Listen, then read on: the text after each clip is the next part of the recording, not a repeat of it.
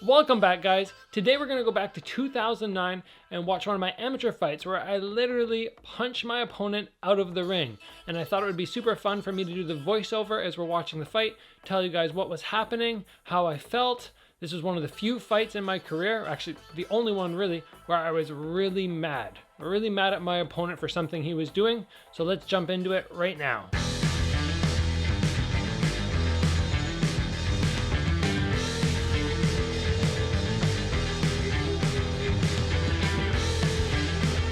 Alright guys, here we go. So we got those last minute instructions there, facing across from my opponent.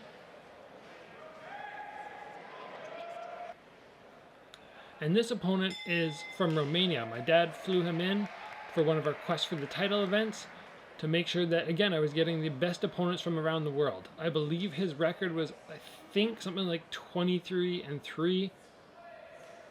Yeah, it was something like that. He had a decent amount of KOs. Whenever you get a sweep like that at the beginning of the fight, you get your opponent down, it's just a surge of confidence. I love the old school K1 rules, which allowed for throws. I thought it was a really interesting addition to the kickboxing. You have just the striking, but that's not just enough to win fights. You can tell this guy's coming out pretty wild. But once again, catch the kick, sweep him down, another boost in confidence. I don't know how he feels about it. Got a little warning there because I think I might have pushed an extra step. That was a nice hook cross there.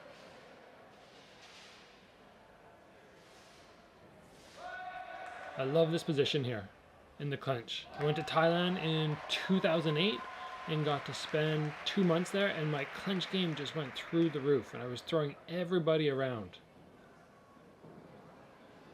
Hit some wide punches, some nice evasion there. Not really known for slipping. It's not even something whoa, another nice throw.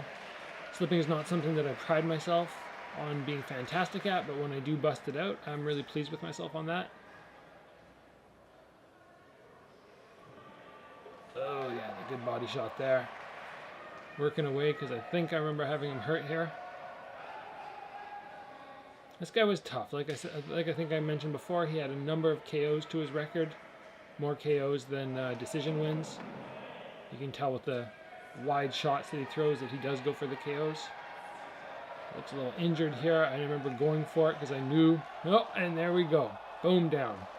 I was going for it. I got reckless. It just clubbed me there. Let's go back and watch that one more time. Because I haven't seen that in 5 or 6 years either. Boom, big body shot, working away. Tagged him again in the jaw, 2 shots to the body, 3 shots, 4 shots to the body. He's hurt, I know it. I'm just a little reckless here. Let's see what I do with my hands. Throw the body shot, go for the clinch. Working away on him. I went from a body hook to a head hook, and my hand wasn't up high enough. And he got around behind the head. It was the first time in my career I'd ever been knocked down. Right to the back of the head. It's so different than taking the shot on the front. And that's the bell. So they had interesting scoring back then with ISKA. It wasn't a 10-point must system where one guy gets 10 points and the other guy would normally get 9 or 8 in the case of a knockdown. What they actually did was half-point scoring system as well. So in the case of that, he got the knockdown. So normally that would be a 10-8 round. But because I had dominated the rest of it, the judges had the option to score it either 10-8-5 or even 10-9 if they wanted. As opposed to when somebody gets a knockdown, you have to score 2 points down. And I actually like that more because in this case, I won most of the round except for the knockdown. Sure, he won the round, but I don't feel like a 10-8 is necessary. A 10-8-5 or even a 10-9 to me seems a little more realistic when you look at the damage. I don't actually remember what my cornermen were saying in between rounds there, but I just know that definitely the advice would be get those hands tight to the head. Don't let your either the back of your head be exposed at all. Behind the ear is just such a hard spot to take a shot. So these big looping punches and being hit on the back of the head definitely riled me up a little bit. But I wasn't super mad at that point. But that kick there, that one started to upset me as the fight went on. I think that was a calf kick, and that's something that everybody knows the calf kick now. It's just a go-to thing right there again, and again right at the knee level, or a little bit below even. We were always taught kick to the thigh. It just seems sort of like gentleman's roll, which is a funny thing to say in a fight. Oh, I love that slip. Funny thing to say about gentleman's roll in a fight. But I didn't think that the calf kick was a great thing to be doing to your opponent, and it started to get me pretty mad. Yeah, again, right there. I mean, calf kick should be easy to check. I don't know why I just didn't check them. He definitely had power. He was a little sloppy. Front kick to the face, my trademark. Used to, oh, look at that! I swept him, but I got hit on the way down. This guy just winging shot. Doesn't really matter what I throw, he's gonna throw something back, and you have to be careful with those kind of opponents because they can catch you when you think they're off balance and they can't strike back. They just keep going.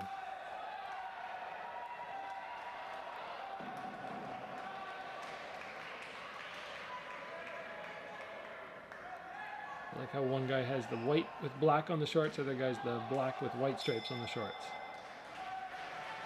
And because obviously these are shorter rounds than pro, they're just 2 minutes, they seem to go by so fast now. And you're used to that extra minute in there. I remember when I was prepping up for my first fight, I was so worried about the extra minute, because even in these amateur fights where it's 2 minutes, you think, oh my gosh, I've got this, even though I'm super tired, I've got it, and then the idea of adding that whole extra minute, adding just another 60 seconds, just seems like you're going to no man's land. And with the pace of kickboxing, you're just going non-stop. It's not like MMA where you have the 5 round, but there's a lot of feeling out, a lot of caution. Just going in kickboxing. You have to be a cardio machine. So here we go, round 3. Look at that. See, I mean, I would have thought there, no problem. Even there, before I managed to sweep him, he still landed the punches on me. He just throws. These are the dangerous opponents. Also frustrated me. Just that sort of that scrapping on the inside there. I wasn't really used to it. Oh yeah, right there, a big hook from him. Managed to get my head out of the way of the right hook. I never show it. You'll never really be able to tell whether I'm angry or not in a fight. It's all about maintaining your emotions. I think that's a smart fighter. Nice combo there. Firefight, just trading. I'm upset.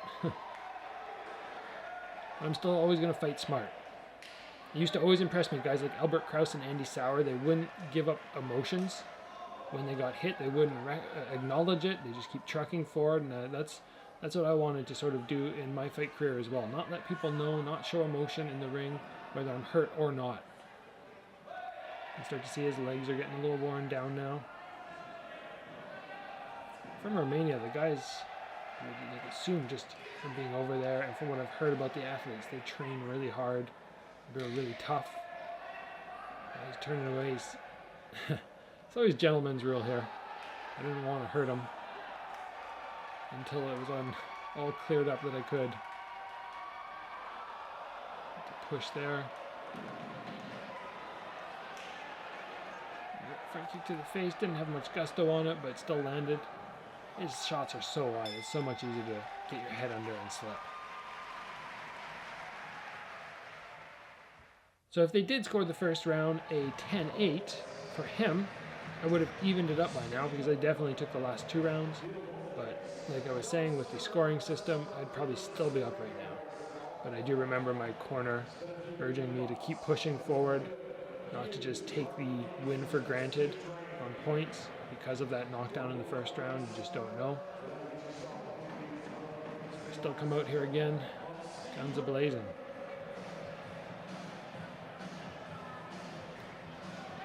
Round 4. I've always been so diligent on my cardio. And always, like 90% of the time, outwork my opponent to the point where they get to the 4th and 5th round, and then it's my territory. But I have had a few guys I've stumbled on who have matched me for cardio, and it's always a game changer for me. Usually don't expect it. Nice body round kick there.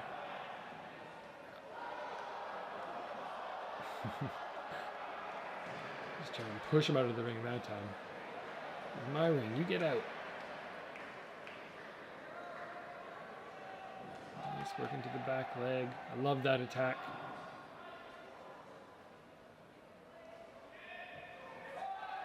Into the body. I didn't get to do much clenching in this. In my other amateur fights, which we will cover in the future, you'll see the clench. You'll see how I like to bang people and then engage to the clench and throw them. Throwing is such a fantastic way to stall time. They have to get up, they get tired, you're getting a rest. 1 knee, 2 knees. Oh, that must have hurt with the angle he was at.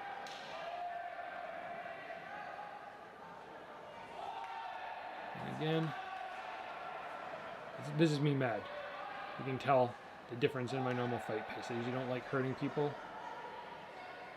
You kick me in the calf, and that's a way to light me up and get me angry. And the body shot. And he's running away. Oh. That was a good 8 count. Keep the fighter safe.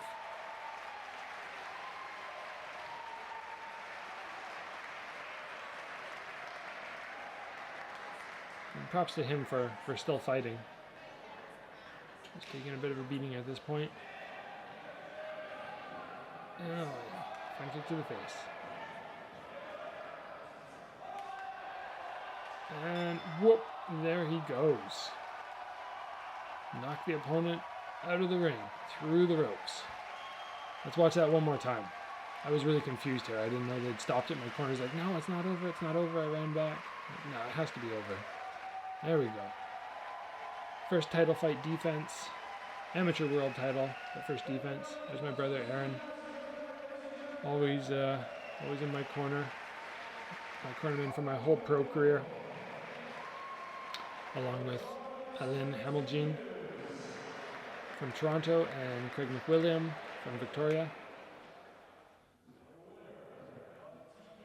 Check out that knockdown one more time here.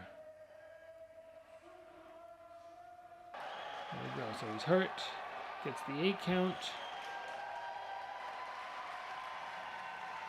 Now that I'm on the opposite side and I'm the fighter who's constantly traveling to compete, I do sympathize with him for having to travel all the way from Europe. That's a big trip. That's a long trip. Your body doesn't work quite as well. But you have to perform no matter what. That's the issue. Oh. Yeah, he just curled there, hit him to the body, and then he crumpled. And then his upper body weight just took him out of the ring. Alright guys, there you go. You've now seen what happens when I get angry in a fight. I go after the guy. I was pretty upset in that one. Again, that's only one fight out of 40.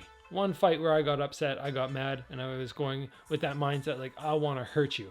Normally in my fights, I just want to go in, I want to win. I don't care if it's decision. Nothing like that really matters to me. But on this one, it was just get after this guy and hurt him, because that calf kick really hurt me. That left me injured for a week, and that shot to the back of the head actually gave me my one and only diagnosed mild concussion, where I actually went to the hospital after because I wasn't feeling great, and I did actually vomit. I was fine right after. Didn't have any reoccurring headaches or anything, which is fantastic. But those shots to the back of the head, it's different than getting hit to the jaw. You just can't deal with it the same way. So I hope you guys enjoyed getting to see one of my amateur fights. I'm going to make sure I post up other ones. The opponents are a little bit higher level, but it's not quite that scrappiness that we had in that fight. As always guys, train hard, and I'll see you back here soon for another video.